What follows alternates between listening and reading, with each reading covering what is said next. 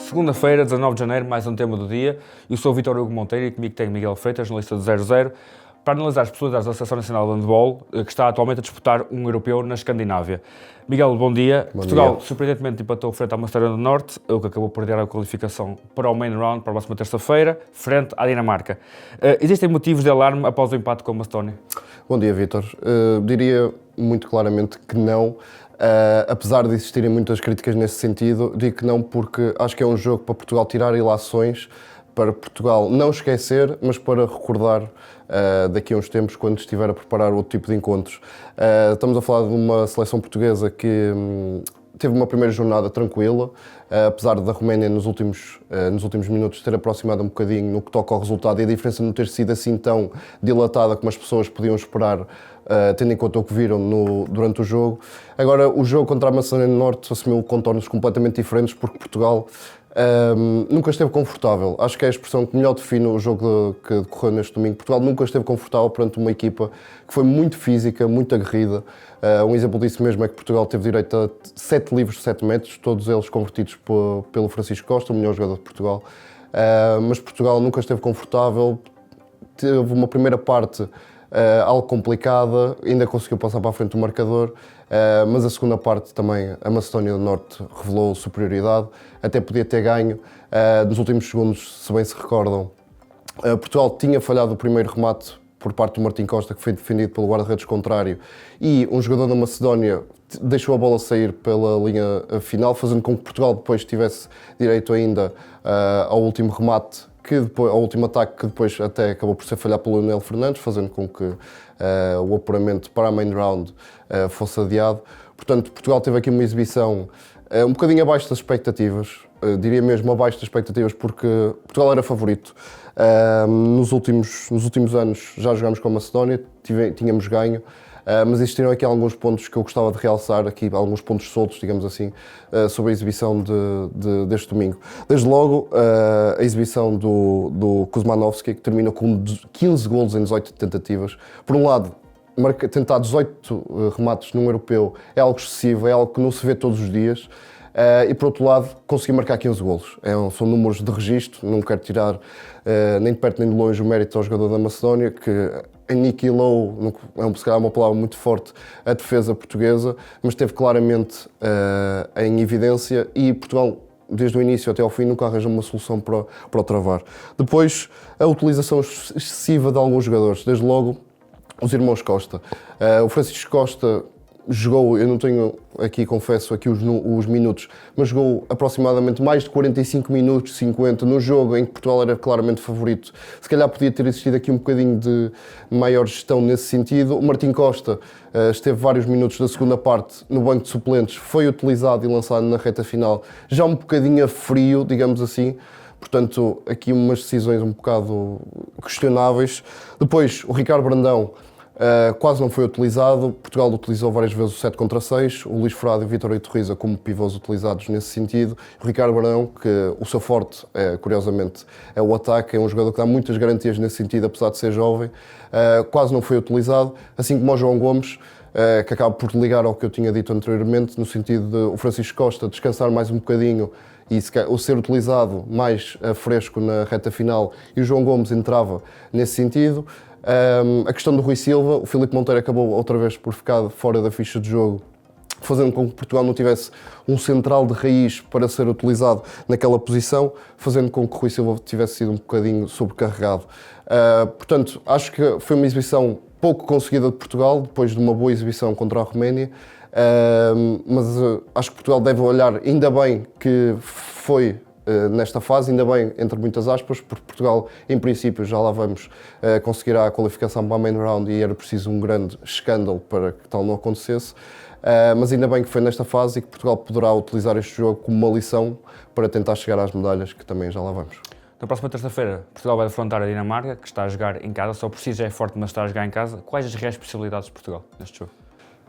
Este jogo é muito engraçado de falar porque mesmo antes, na preparação para o Europeu, mesmo no estágio em que o 00 esteve presente em Rio Maior, sempre que perguntávamos a jogadores ou ao selecionador Paulo Jorge Pereira, eles falavam sempre do jogo da Dinamarca, apesar de existir sempre a narrativa de jogo a jogo, mas a conversa ia sempre, inevitavelmente, parar ao jogo da Dinamarca, porque é aquele jogo que todos gostam de jogar. A Dinamarca, fazendo um paralelismo com o futebol, e sendo a única vez que falo de futebol neste tema do dia, é como se fosse o Barcelona do Guardiola, ou como se fosse a seleção holandesa nos anos 90. É uma máquina oleada em todos os sentidos, é uma equipa muito difícil de travar, muito difícil, para não dizer impossível. Eu apontei aqui algumas estatísticas relativamente aos últimos anos, que a Dinamarca, desde 2019, conquistou 4 mundiais em qualquer desporto. Isso é dificílimo de se alcançar, seja futebol, seja futsal, seja hóquei, seja o que for.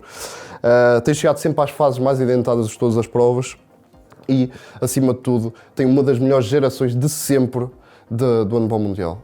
É uma opinião partilhada pelos selecionadores, por todos os especialistas da modalidade, que a seleção que Portugal vai enfrentar, a seleção que Portugal enfrentou no último Mundial, é uma das melhores gerações de sempre. Desde logo porque depois da reforma de Mikkel Hansen, apontado também como um dos melhores jogadores de sempre do handball mundial, surgiu o Gitzel. Matias Gitzel, lateral direito, também surge aqui algumas comparações com o Francisco Costa, são jogadores da mesma posição. Matias Gitzel é estrela, é apontado também como o MVP da competição, por quase de forma unânime por toda a gente. É um jogador que Portugal tem de ter debaixo do olho, mas ao seu redor tem uma equipa de qualidade estratosférica. Desde logo, Emil Nielsen, guarda-redes do Barcelona, também considerado um dos melhores do mundo, se não mesmo o melhor do mundo. O Simon Pitlick, que é o lateral esquerdo, que curiosamente vai juntar-se a Gitzel no Fuchs Berlim a partir de 2027. Portanto, é aqui um backcourt absolutamente fantástico.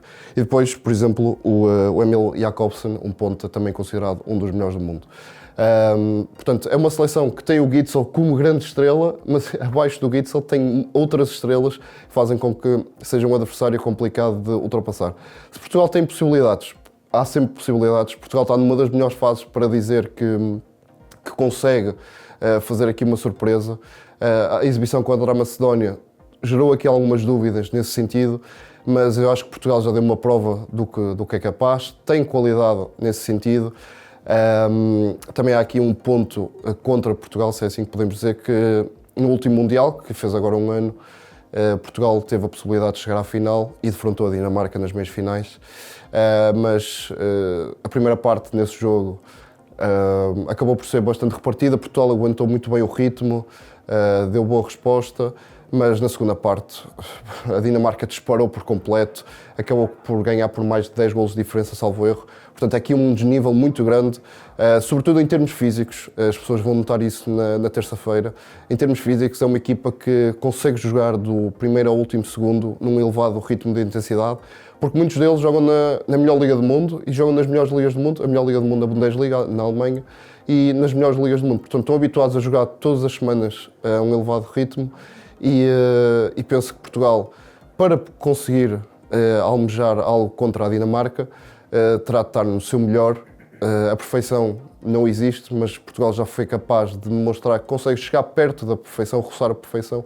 Portanto, eu diria que era preciso um Portugal que até agora não vimos, apesar de ter sido bom contra a Roménia, fraco, abaixo das expectativas contra a Macedónia, para conseguir derrotar a Dinamarca e conseguir chegar à main round com 2 pontos. Lá está, e em caso de qualificação, quais são as perspectivas para a main round?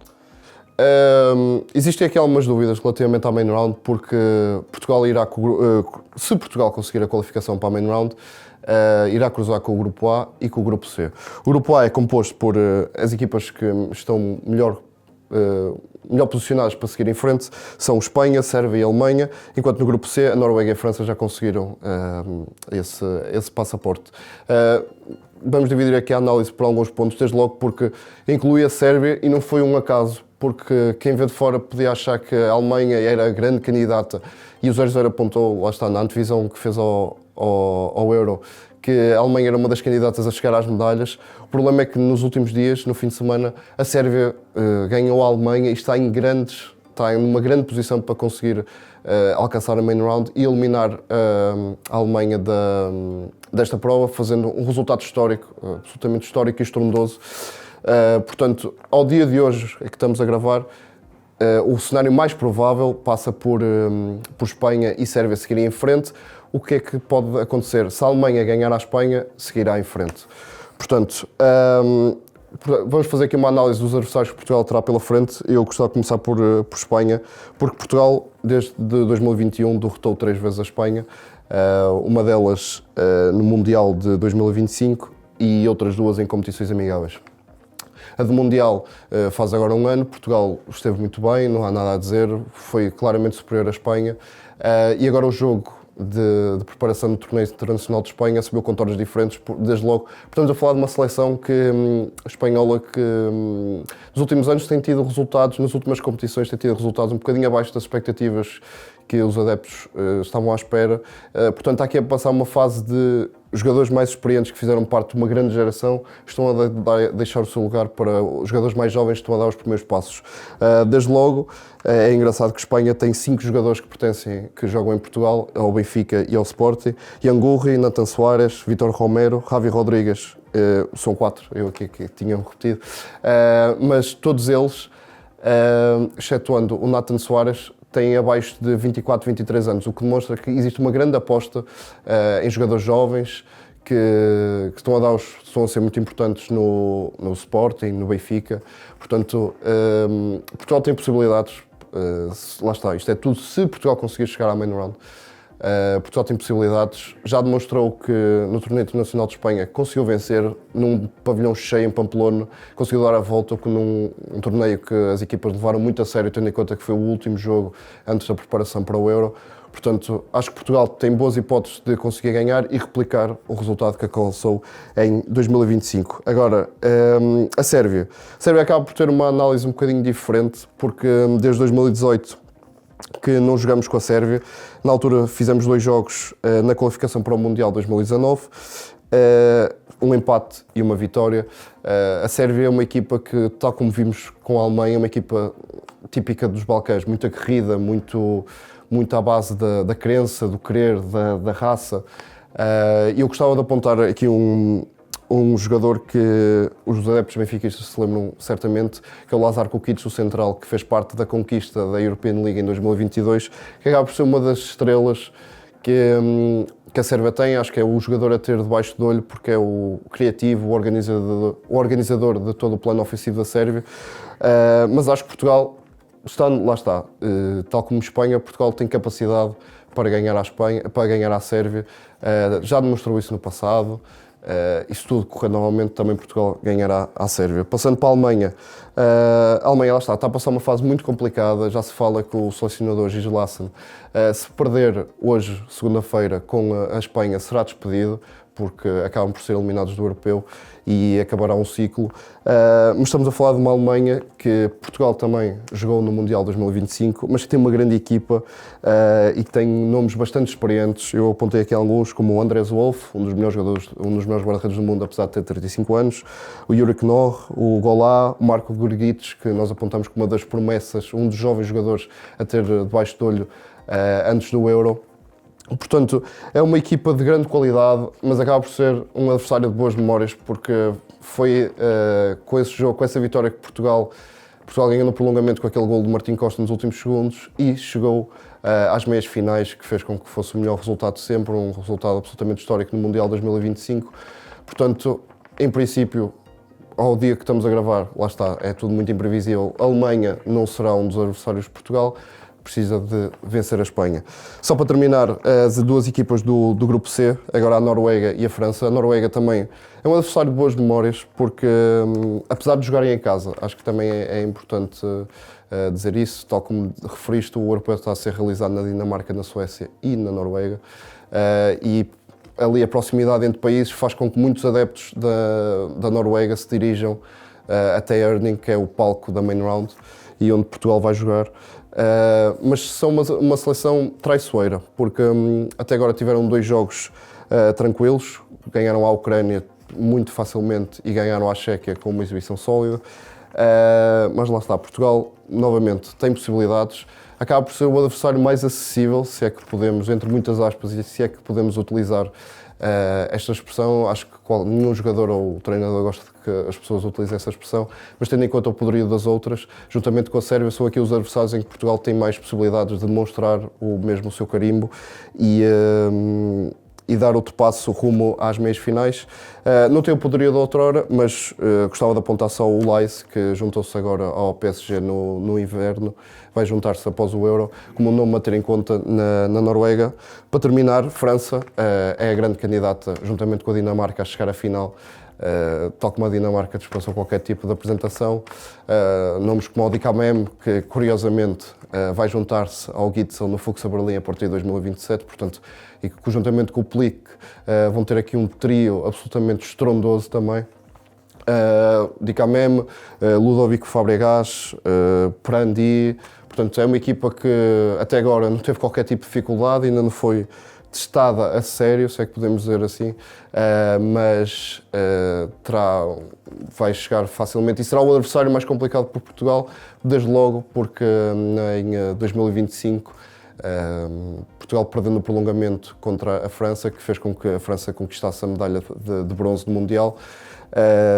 Portanto, Portugal vai ter de ser mesmo quase ao nível que enfrentará a Dinamarca, ali a roçar a perfeição para conseguir chegar a uma possível vitória. Portanto, existem muitas semelhanças com o percurso de 2025 relativamente ao Mundial. Só gostava de terminar esta pergunta dizendo que das 6 equipas que vão juntar-se no grupo da Main Round, apenas 2 seguirão para as meias finais. E até onde é que Portugal pode almejar ou sonhar chegar nesta competição? Lá está. Portugal, depois de fazermos a análise, em princípio, ou tudo aponta é que Portugal irá com 0 pontos para a Main Round. Porquê? Porque só conta os pontos para a Main Round entre equipas que se qualificaram. Portanto, se Portugal conseguir a qualificação juntamente com a Dinamarca e perder com a Dinamarca, fará com que a Dinamarca vá com 2 pontos e Portugal com 0. Se Portugal vencer a Dinamarca, Portugal vai com 2 e a Dinamarca com 0. Tendo em conta esta perspectiva, acho que Portugal vai ser complicado, mas acho que a ambição de Portugal é lutar pela ida até às meias finais do Europeu.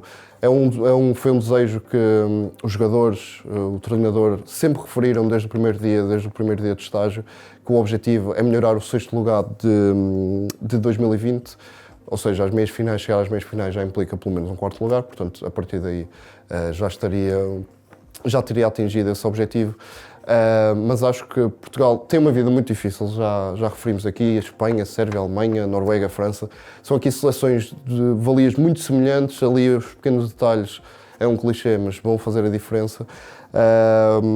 Primeiro, acho que para fazermos uma análise mais aprofundada para esta pergunta, vai ser necessário pegarmos na exibição que Portugal terá contra a Dinamarca, porque a partir daí Portugal vai ter um teste de exigência máxima, vamos ver como é que Portugal se comporta contra a melhor seleção do europeu, e a partir daí podemos ver como é que Portugal... Podemos ter uma perspectiva, podemos fazer futurologia relativamente a seleções que são teoricamente um bocadinho inferiores relativamente à Dinamarca.